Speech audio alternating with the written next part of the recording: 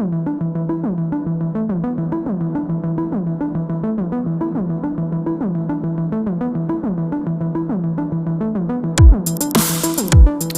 and welcome to this third module of our introductory course, where we will touch upon the basics of particle acceleration and detection methods. In this video we will explain the physical principles of linear and circular accelerators. Afterwards you will be able to answer the following questions. What are the principles of particle acceleration by electromagnetic fields? How does an electrostatic accelerator work? And how do cyclotrons and synchrotrons work?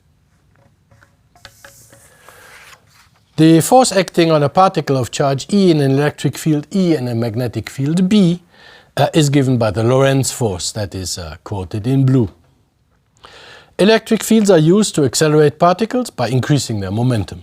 Magnetic fields serve to deflect them from their original direction, to store them in a ring, or to focus a beam of particles. The simplest accelerator for electrons is the cathode ray tube that you may remember from your grandfather's TV set.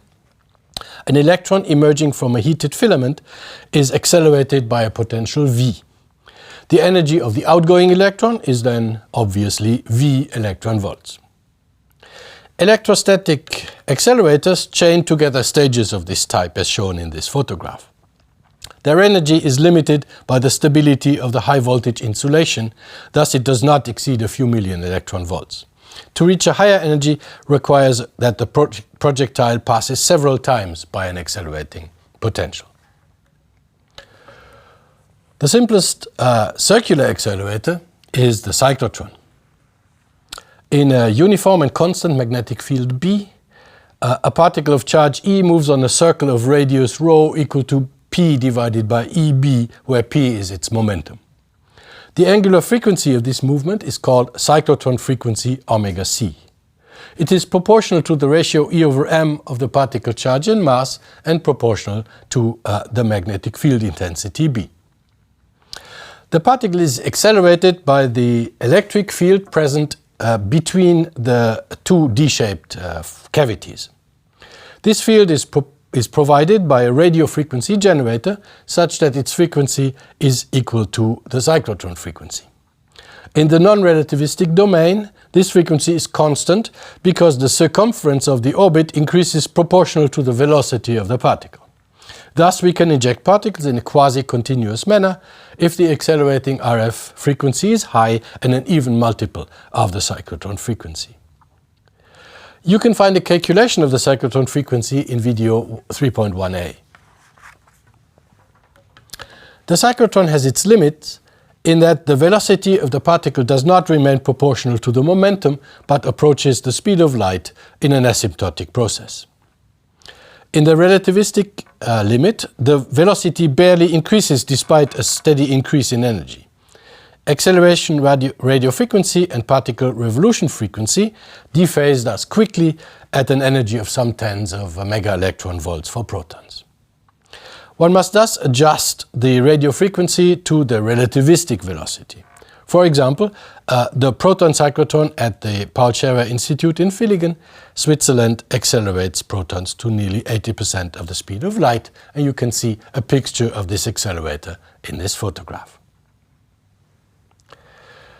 The asymptotic saturation of the speed of the particle to the speed of light is on the contrary very useful, provided that the radius of curvature is held constant.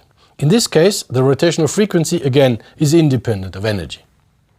This is the principle of the synchrotron. By increasing the magnetic field proportional to the momentum of the particle, the radius of curvature remains constant. One does not have to fill a large volume with a magnetic field, but can concentrate it inside a vacuum chamber whose shape approximates a ring. The cyclotron frequency becomes constant at high energies if the field B is kept proportional to the momentum. We can then work with a constant accelerating radio frequency. The RF field is transmitted to the beam by resonant cavities. The synchrotron principle requires a certain initial velocity sufficiently close to the speed of light. The beam is thus usually pre-accelerated before injection by, say, a linear accelerator. The acceleration process must stop when one reaches the maximum field of the dipole magnets. One then either extracts the beam or converts the accelerator into a storage ring. In this latter operational mode, it provides at each turn just the energy lost by the beam via Bremsstrahlung. This loss of energy will be introduced in the next section of the module, video 3.2. The separation of functions and the concentration of the components around the ring allows to combine two rings to construct what is called a collider. A historical example is the Princeton-Stanford storage ring, an early example of a particle collider. It worked with electrons in the two rings, which interact in the middle, where the two storage rings touch. The detector was rather primitive, a spark chamber, but it did allow to determine the scattering angle. Obviously, one can also fold the two accelerators on top of each other, or even combine them if you want to collide particles and antiparticles. Examples of the latter type of colliders are the Tevatron at the Fermi National Laboratory close to Chicago in the US, which provided protons and antiprotons until 2011, and also the Large Electron-Positron Collider, LEP, at CERN, which collided electrons and positrons.